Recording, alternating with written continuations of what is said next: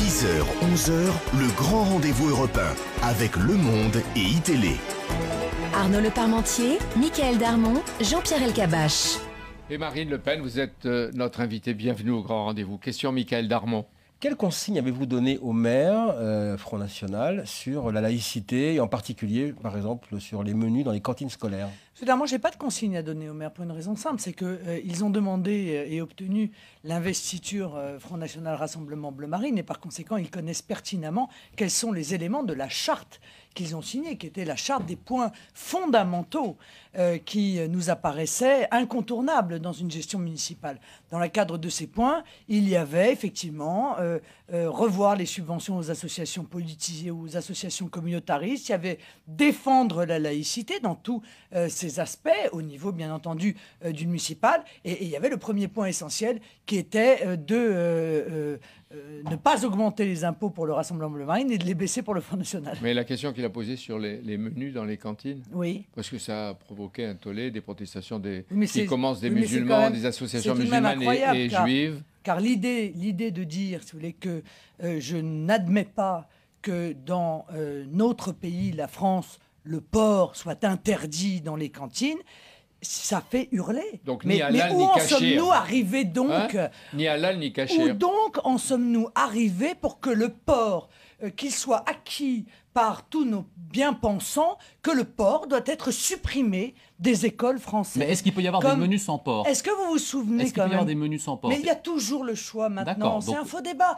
Il y a toujours le choix. Mais souvenons-nous quand même, il y a quelques mois, de ces milliers de mousses au chocolat qui avaient été jetées à la poubelle au Havre parce qu'il y avait de la gélatine de porc à l'intérieur. Mais encore une fois, je trouve ça scandaleux. En tout cas, c'est ce que pensent mes électeurs, les Français qui ont confiance en nous, et par conséquent, nous ne reculerons pas sur ce type de sujet. Alors, puisque vous n'avez pas de consignes, on va dire, entre guillemets, idéologiques, à la différence de la précédente période municipale, en quoi reconnaît-on une ville Front National? Eh bien, c'est une ville où, justement, la laïcité est respectée et imposée. C'est une ville où les gaspillages cessent. C'est une ville où baisse...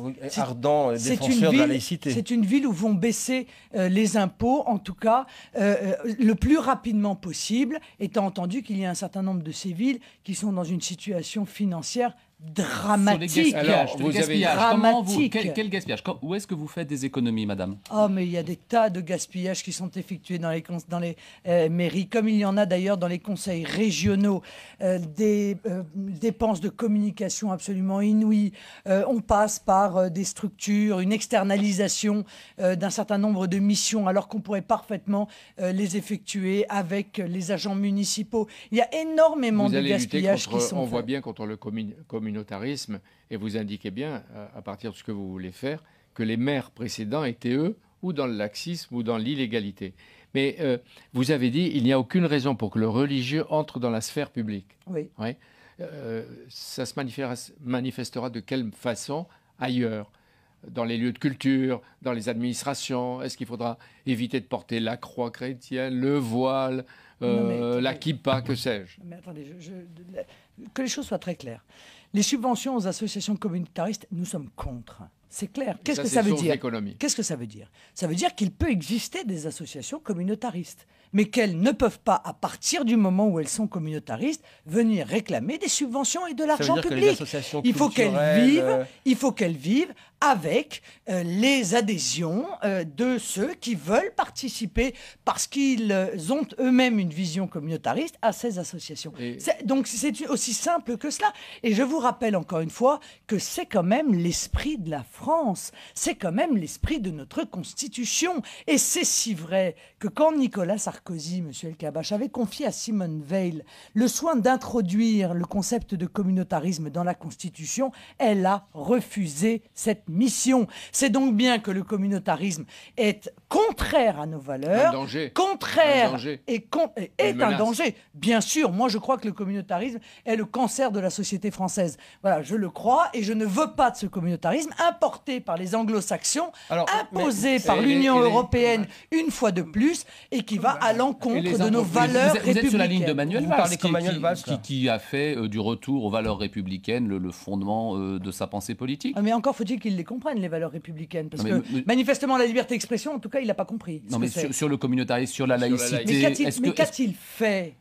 Exactement, il a fait quoi? Emmanuel Valls, il a voulu cet été intervenir sur le développement du voile dans les universités ou dans les enseignements. Il s'est d'ailleurs opposé à Madame Taubira, par exemple. Mais vous voyez bien que ça ne fonctionne pas. Vous voyez bien. Parce que la loi Taubira était très édulcorée. Non, mais rien du tout. Rien du tout. Aujourd'hui, la laïcité continue à s'enfoncer dans notre pays. Il y avait une chose urgente à faire. C'était notamment faire une législation permettant aux entreprises de lutter contre les revendications communautaristes dans le privé, car on a pensé au public. Bon, à mon avis, on n'est pas allé assez loin, mais on en a déjà parlé. Mais dans le privé, on laisse les entreprises confrontées à des revendications sans leur donner les outils juridiques.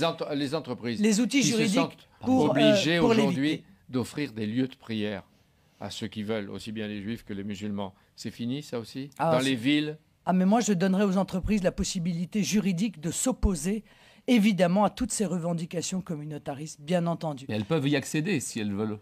Elles font et ce quand qu'elles veulent. Quand les pouvoirs sont des entreprises privées, elles font ce qu'elles veulent. Mais aujourd'hui, le débat n'est pas là. Aujourd'hui, le débat, c'est que beaucoup d'entreprises n'ont pas la possibilité juridique de s'y opposer, car elles ne savent pas si elles ont la possibilité de s'opposer à ces revendications. Dans les villes dont les maires seront Front National, il y aura cette tentation, enfin cette tendance ou cette décision. Non mais, Monsieur El Kabbach, les villes n'ont aucune influence sur ce type de législation.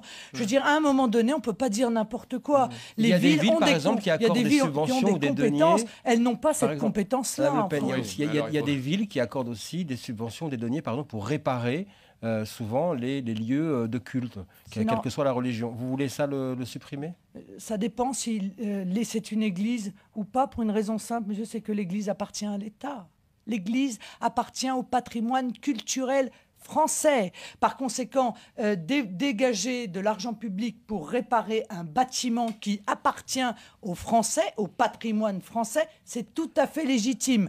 Venir dépenser de l'argent pour des lieux de culte, c'est interdit par la loi de 1905. Alors, je vois bien que depuis des années, les municipalités, pour faire du clientélisme, détournent la loi, contournent la loi, passent par des baux amphithéotiques à 1 euro, etc.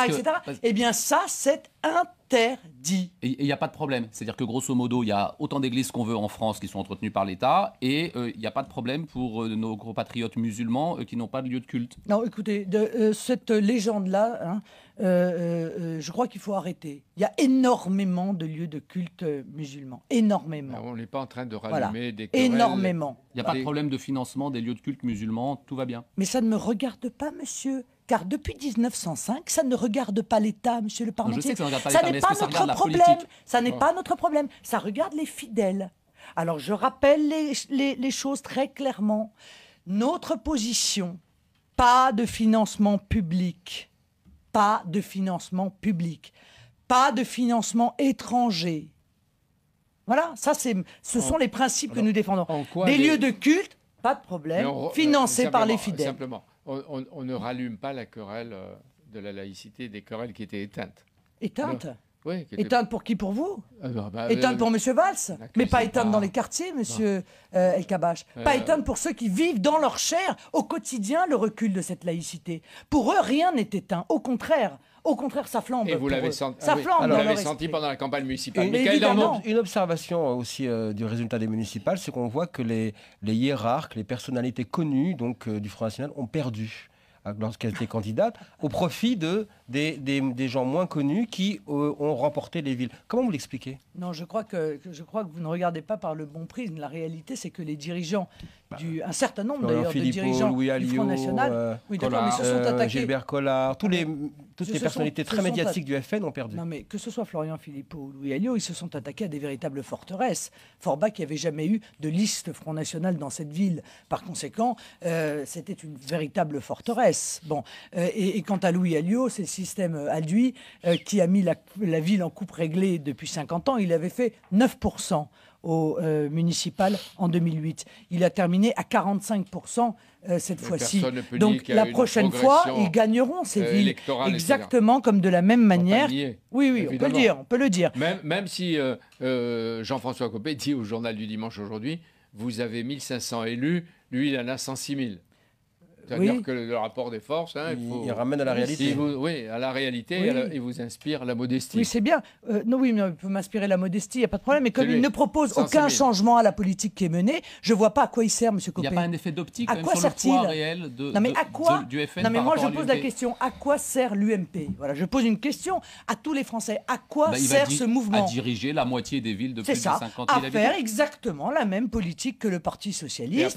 Et à venir d'ailleurs sauver le Parti Socialiste quand celui-ci est en danger, face à un candidat du Front National, comme ils l'ont fait à Forbach, comme ils l'ont fait c'est-à-dire qu'on a constaté que dans certains cas, des électeurs du Front National du premier tour sont allés vers l'UMP. Mais les électeurs sont libres, M. El Kabbach. Oui, non, mais ils sont libres. Vous avez remarqué que dans leur liberté, ils vont plutôt vers l'UMP. Non, mais ce qui est choquant, c'est lorsque des députés UMP viennent à un meeting de soutien d'un candidat socialiste à Forbach. Ça, c'est choquant. Quand l'UMP fait une liste d'union avec le Parti communiste pour battre le Front National, ça, c'est choquant. Michael Darmon. Est-ce que votre progression ne vous oblige pas aussi à évoluer? Parce que vous restez dans le ni droite ni gauche, pas d'alliance. Est-ce qu'au fond, un jour, vous n'allez pas être obligé finalement d'en faire? Sinon, vos électeurs pourraient vous reprocher... bien que je sois comme les autres. Eh bien non, je sinon, ne suis pas comme les autres. Vos électeurs pourraient vous dire, mais qu'est-ce qu'on fait de ce vote? Qu'est-ce qu'on fait? Non, mes électeurs, ils ont conscience que nous n'avons rien à faire avec l'UMP et le PS. Et c'est pour ça qu'ils votent pour nous.